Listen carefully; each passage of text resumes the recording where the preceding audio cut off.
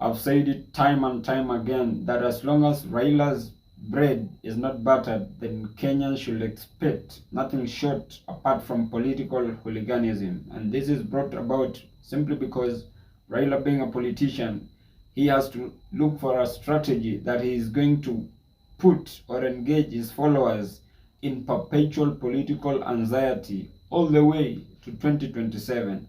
And as of the time of this broadcast, it is evidently clear that the Right Honorable Raila Amolo Odinga has begun adopting the hustler narrative. He is again using the harsh economic times to gain some political mileage, whereas in less than 2 hours before this broadcast, we've all seen that he is using the same doctrine that President Ruto used for him of engaging his supporters so that he can expound on his support base.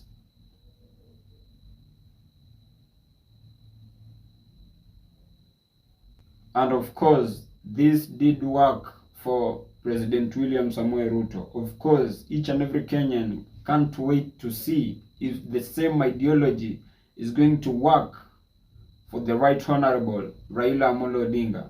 And guess what? I kid you not, these are strategies of early campaigns purposely for the sake of 2027 general election.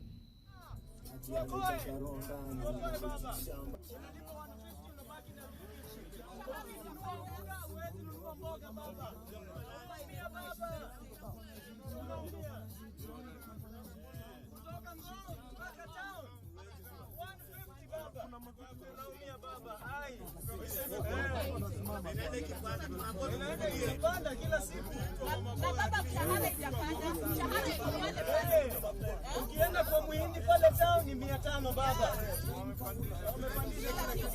Baba tusaidie. Baba tuambie vile tufanya. Ai.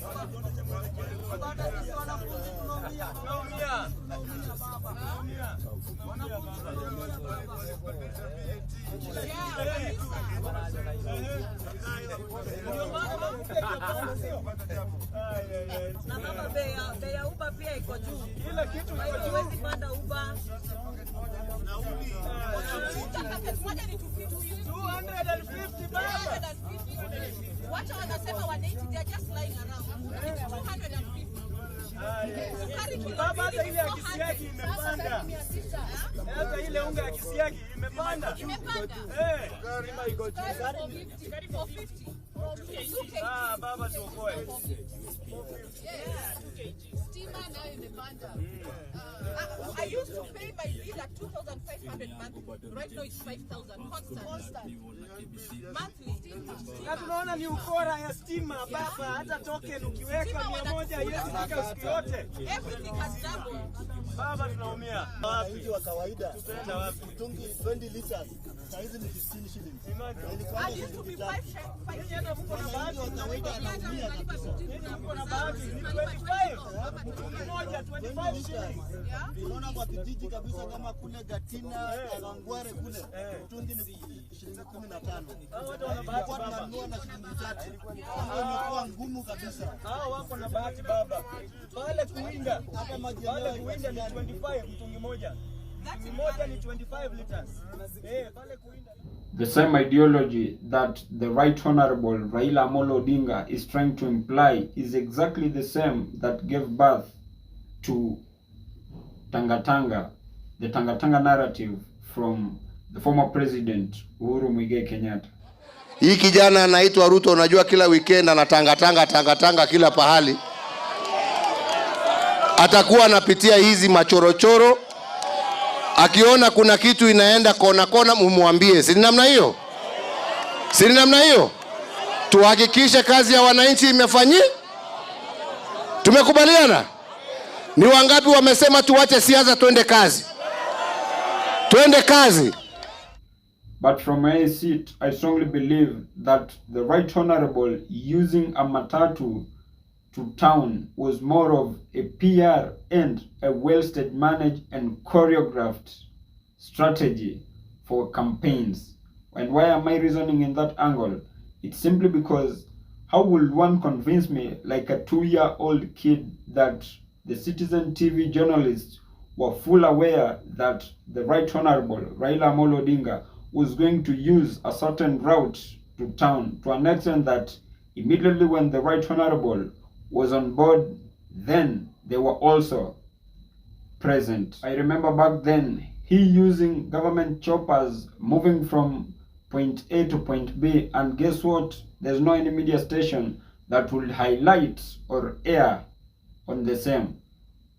But if I'm just to give Caesar what belongs to Caesar, is Raila being a politician, I strongly believe he has to deploy each and every strategy that is aimed at he expanding his support base.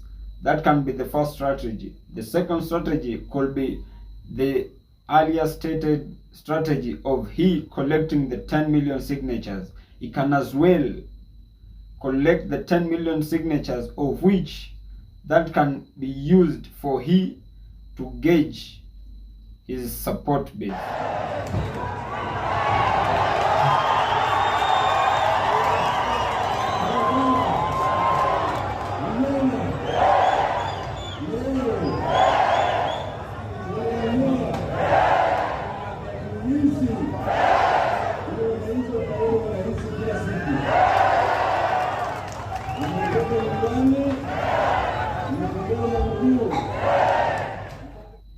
And when we could be nearing to 2027, he can as well know that I strongly have 5 million or 6 million at hand. What I need to look for now is just 1 million or 2 million for me to clinch to power. And guess what?